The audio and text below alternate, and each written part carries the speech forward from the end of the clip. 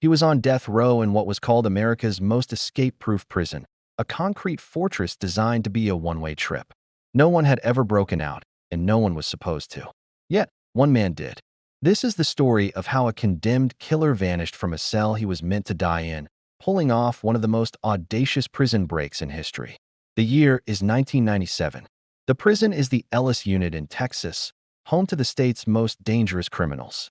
It was a modern-day Alcatraz, a maximum security facility bristling with razor wire, motion sensors, and watchtowers staffed by guards armed with high-powered rifles. Inside, on death row, lived an inmate named Martin Gurley. Gurley wasn't just any prisoner. He was a convicted murderer sentenced to die by lethal injection for his role in a brutal robbery homicide. He was cunning, quiet, and observant. While other inmates counted down their final days, Gurley was counting something else, the flaws in the system that held him captive. He watched the guards, timed their patrols, and studied the prison's routines. He noticed the gaps, the moments of inattention, the predictable patterns that everyone else took for granted.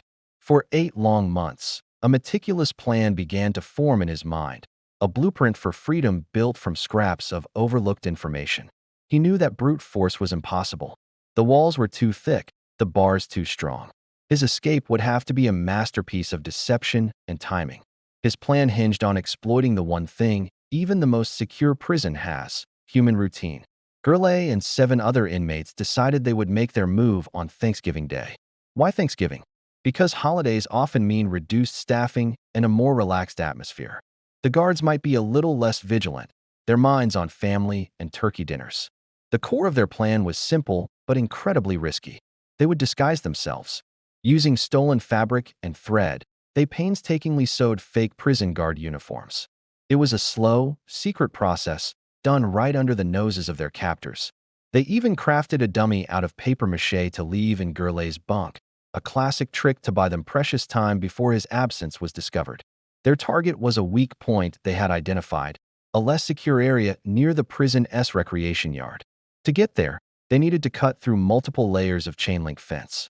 They had acquired wire cutters, likely smuggled in or fashioned from stolen materials. The stage was set for an unbelievable gamble.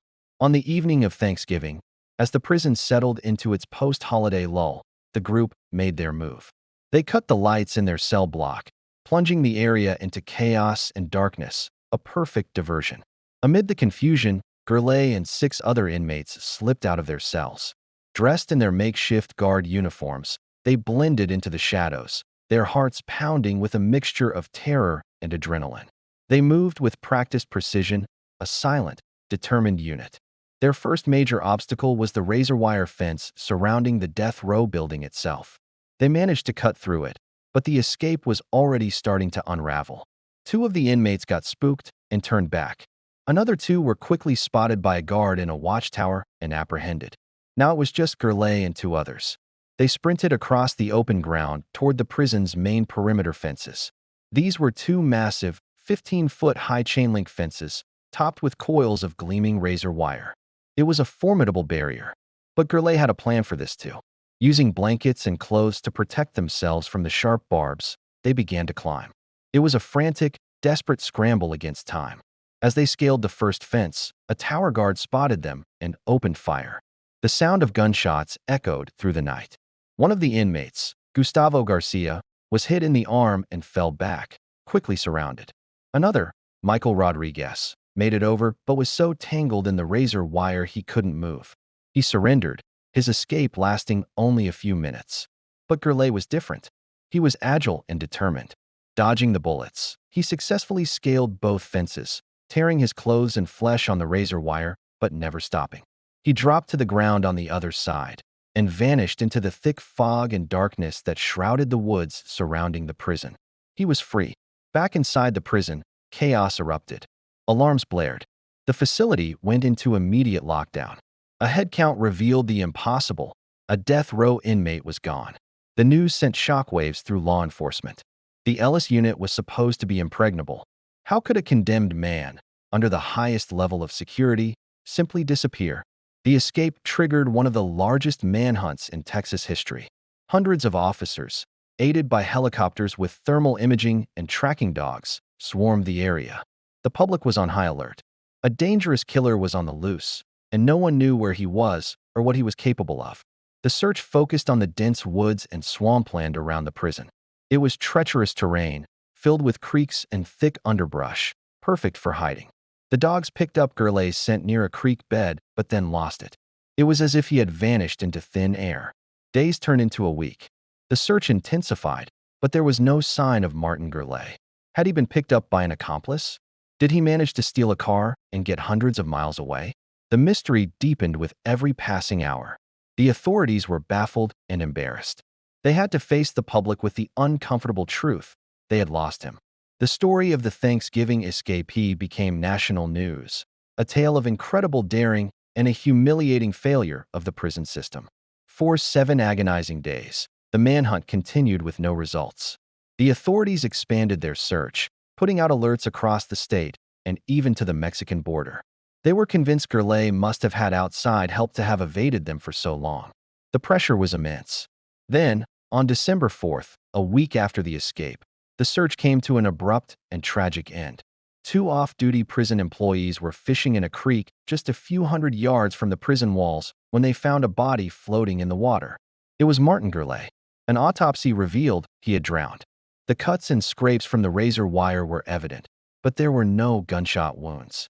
The official story was that Gurley, exhausted and likely hypothermic from the cold November rain, had tried to cross the creek to continue his escape but was swept away by the current and drowned.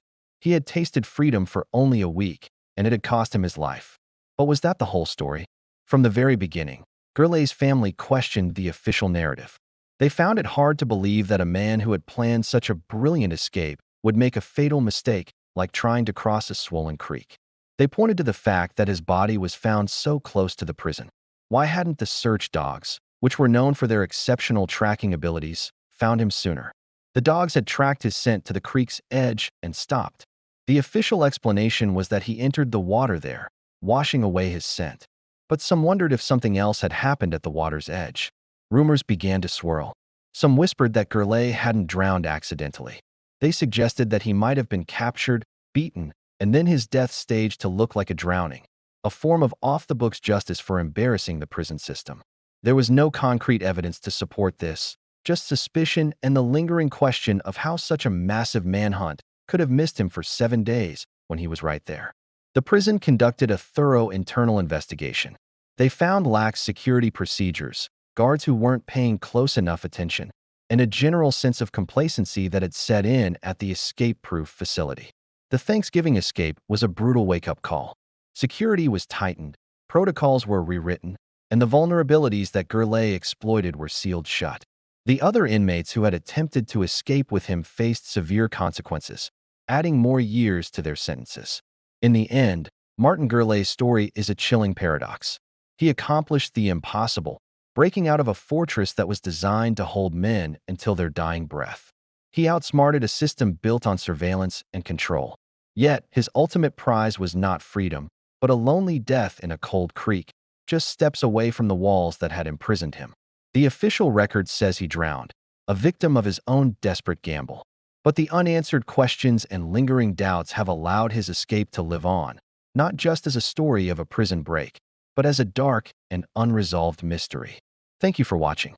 If you found this story as fascinating as I did, make sure to like, subscribe, and hit the notification bell for more deep dives into incredible true stories.